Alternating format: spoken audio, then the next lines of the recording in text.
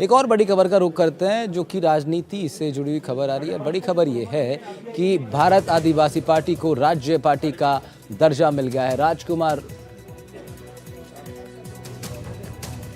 रोत ने पार्टी कार्यकर्ताओं को बधाई दी है और साथ ही साथ राजकुमार रोत ने पार्टी कार्यकर्ताओं को बधाई दी। आपको बता दें बीएपी के 1 सांसद और 4 विधायक हैं। इसी तर्ज पर इस पार्टी को राज्य पार्टी का दर्जा मिला है। अब राजस्थान के अंदर कांग्रेस और भारतीय जनता पार्टी के बाद भारत आदिवासी पार्टी वो तीसरी पार्टी बन रही है जिसको अब राज्य पार्टी का दर्जा निर्वाचन आयोग के द्वारा दे दिया गया है। एक बड़ी सफलता इसको कह सकते हैं। भारत आदिवासी पार्टी के लिए एक नई पार्टी, एक नया संगठन। विधानसभा के चुनावों में बेहतर परफॉर्म किया इन लोगों ने। उसके बाद जब बाई इलेक्शंस हुए उसमें भी अपनी सीट लाने में इन लोगों को कामयाबी हासिल हुई। लोकसभा चुनावों में भी 1 सांसद इन्होंने अपने नाम दर्ज किया, 1 टिकट जीता 1 सीट पर। और फिर उसके बाद अब ये एक बड़ा माइलस्टोन बीएपी के लिए, जहां अब इनको राज्य पार्टी का दर्जा दे दिया गया है। यानी कांग्रेस और बीजेपी के बाद राजस्थान के अंदर तीसरे नंबर की सबसे बड़ी पार्टी भी अगर आप देखें तो भारत आदिवासी पार्टी ही है। 4 विधायक उसके विधानसभा में हैं, 1 सांसद लोकसभा में रिप्रेजेंट कर रहा है भारत आदिवासी पार्टी को। वीरेंद्र सिंह शेखावत हमारे सहयोगी राजधानी जयपुर से हमारे साथ जुड़ रहे हैं, उनका रुख करते हैं इस बड़ी खबर पर। वीरेंद्र, क्या इसको कह सकते हैं बड़ा माइलस्टोन है ये बीएपी के लिए, तीसरी राज्य पार्टी राजस्थान के अंदर बन जाना है कम समय के अंदर? बिल्कुल, देखिए आपको बताना चाहूँगा कि जिस तरीके से राजस्थान के अंदर बीएपी है, धीरे धीरे है वो अपना जो कह सकते हैं कि दायरा बढ़ाती हुई दिखाई दे रही है। और आप देखिए कि जिस तरीके से जो उदयपुर संभाग है उसमें किस तरीके से अपने जो 4 विधायक हैं वो विधानसभा तक लेकर आते हैं और फिर 1 सांसद है वो आप देखिए कि लोकसभा तक जाते हैं। तो सबसे बड़ी बात ये है कि आज जो कह सकते हैं कि जो राजकुमार रोत हैं उन्होंने अपने सोशल मीडिया अकाउंट पर इस बात का जिक्र किया और तमाम जो कार्यकर्ता और वोटर्स है उनका भी उन्होंने धन्यवाद दिया है कि आपने हमें राजस्थान की जो कह सकते हैं कि तीसरी सबसे बड़ी पार्टी के रूप में जो है उभरने का काम है वो जो वोटर्स होते हैं, जो कार्यकर्ता होते हैं, उनकी मेहनत के हिसाब से उन्हें मिला है। और साथ ही आपको बताना चाहूँगा कि जिस तरीके से राजस्थान के अंदर जो एक थर्ड फ्रंट के रूप में हम कह सकते हैं कि बीजेपी और कांग्रेस के बाद अब जो है बीएपी है वो धीरे धीरे उभरती हुई दिखाई दे रही है। जी वीरेंद्र, आप हमारे दर्शकों को ये भी थोड़ा समझाएं जरा कि राज्य पार्टी किस आधार पर दर्जा जो है निर्वाचन आयोग की तरफ से मिलता है, क्योंकि राष्ट्रीय लोकतांत्रिक पार्टी आरएलपी के भी इससे पहले विधायक रहे हैं, उनका एक सांसद भी लोकसभा में रिप्रेजेंट करता रहा है। तो क्या आरएलपी भी राज्य पार्टी का दर्जा प्राप्त है, और अगर नहीं है तो फिर बीएपी किस आधार पर बनी, अगर आप ये समझा पाएं?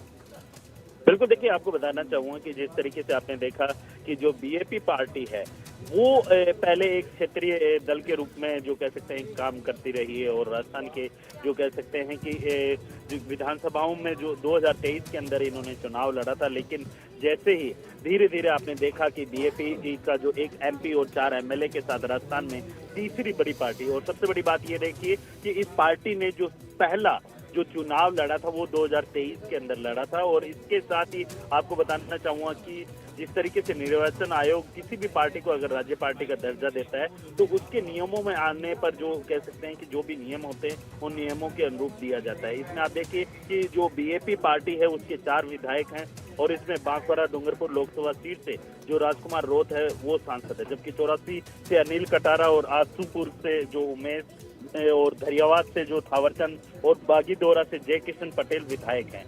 साथ ही आपको बता दें कि 2023 में इन्होंने अपनी पार्टी के जो कह सकते हैं कि विधानसभा चुनाव के अंदर इन्होंने कदम रखा था।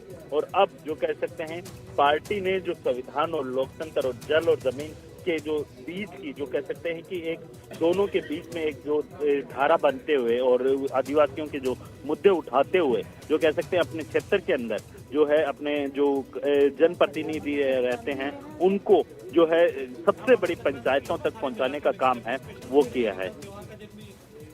ठीक है वीरेंद्र, शुक्रिया आपका तमाम जानकारी के लिए। वीरेंद्र सिंह शेखावत रिपोर्ट कर रहे थे इस बड़ी खबर पर। बीएपी को भारत आदिवासी पार्टी को राज्य स्तरीय पार्टी का दर्जा मिल गया है, उनके लिए एक बड़ा अचीवमेंट। न्यूज़ रूम लाइव में इस बड़ी खबर पर हमारे संवाददाता अपडेट देते हैं। एक और बड़ी खबर आ रही है, आने वाले बजट सत्र में भजनलाल सरकार 3 अहम बिल ला सकती है। धर्मांतरण विधायक लाने की तैयारी में भजनलाल सरकार दिखाई दे रही है। साथ ही साथ मीसा बंदियों को पेंशन देने की बात भी सरकार ने अपने कैंपेन के दौरान भी कही थी। और उसके बाद अजमेर में आयुष विद्यालय की स्थापना को लेकर के भी बजट सत्र में बात रखी जा सकती है। धर्मांतरण विधेयक लाने की तैयारी में फिलहाल भजनलाल सरकार नजर आ रही है। भारतीय जनता पार्टी ने अपने चुनावी कैंपेन के दौरान भी इस मुद्दे को खूब उठाया था और इस पर वादा किया था कि अगर सत्ता में आएंगे तो फिर इस बिल को बीजेपी लेकर के आएगी। और अब जब दूसरा बजट सत्र भजनलाल सरकार के सामने है तो फिर ये बिल लाने की कवायद में अब भजनलाल सरकार दिखाई दे रही है। संभावनाएं जताई जा रही हैं कि 3 महत्वपूर्ण बिल सरकार ला सकती है, जिसमें धर्मांतरण विधेयक एक है, दूसरा मीसाबंदियों को पेंशन देने के लिए बिल लाने की भी तैयारी है और तीसरा आयुष विश्वविद्यालय की स्थापना को लेकर के भी चर्चा संभव है। इसी आगामी बजट सत्र में फरवरी में ये बजट सत्र आयोजित हो सकता है, जिसमें भजनलाल सरकार ये तीनों बिल लाएगी। 12 जनवरी को सरकार ने पहले भी इस तरह धर्मांतरण को लेकर के जो हो रहा है, लालच देकर धर्मांतरण जो किया जा रहा है उसको लेकर सरकार ने पहले भी चिंता जाहिर की थी। चुनावी घोषणा पत्र में बीजेपी ने वादा किया था और अब चुनाव के दौरान जनता से तब किए गए वादे के मुताबिक सरकार Rajasthan prohibition of unlawful conversion of religion 2024 bill लेकर के आ सकती है। भूजल संरक्षण के लिए प्राधिकरण बनाने के मकसद से पिछले सत्र में विधानसभा में पेश किया गया बिल समिति के पास विचाराधीन है। मीसाबंदियों की पेंशन को लेकर के भी चर्चा हो सकती है। अजमेर में आयुष विश्वविद्यालय को लेकर के विधेयक भी तैयार किया जा रहा है। अगर ये विधेयक पास होता है तो आपको बता दें कि जोधपुर के बाद दूसरा आयुष विश्वविद्यालय राजस्थान के अंदर ये होने वाला है।